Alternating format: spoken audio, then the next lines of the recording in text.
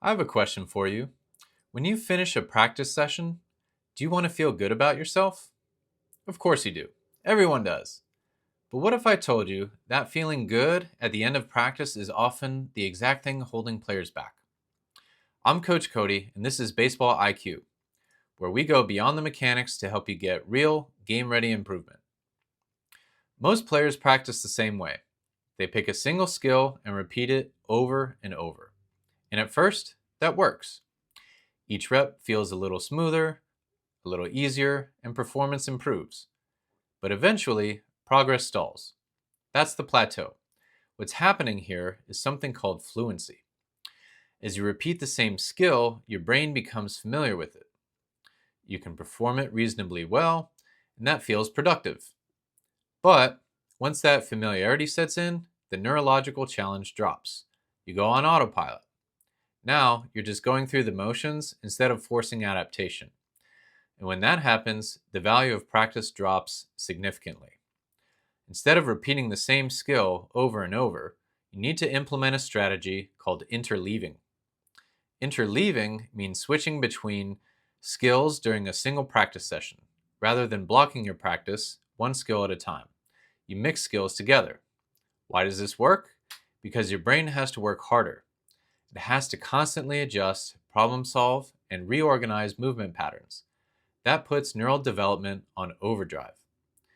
Interleaving builds deeper neurological connections and improves retention. And that matters because baseball is an interleaved sport. Pitchers don't throw the same pitch repeatedly. They switch between pitches within the same at bat. Hitters have to recognize pitch type, location, and timing, and adjust in real time. Fielders react differently based on ball speed, angle, and situation. So interleaving practice mirrors the actual demands of the game. So why isn't everyone practicing this way? Because it doesn't feel good. They also probably don't know about it. Block practice makes performance look better, but interleaving makes practice feel harder, and performance often drops. So that drop tricks players into thinking they're getting worse. But that's not the case. So they go back to what feels comfortable. Here's the key question. Why are you practicing? Is it to feel good in practice, or is it to perform better in games? Interleaving sacrifices short-term comfort for long-term improvement. And remember, this struggle is temporary. That difficulty is the stimulus your brain needs to adapt. And if you've been following the Baseball IQ series, this ties directly into effortful learning. Growth requires challenge. Adaptation requires stimulus. Interleaving forces growth instead of allowing stagnation. So far, we've talked about how to structure a single practice session. But what about between practice sessions?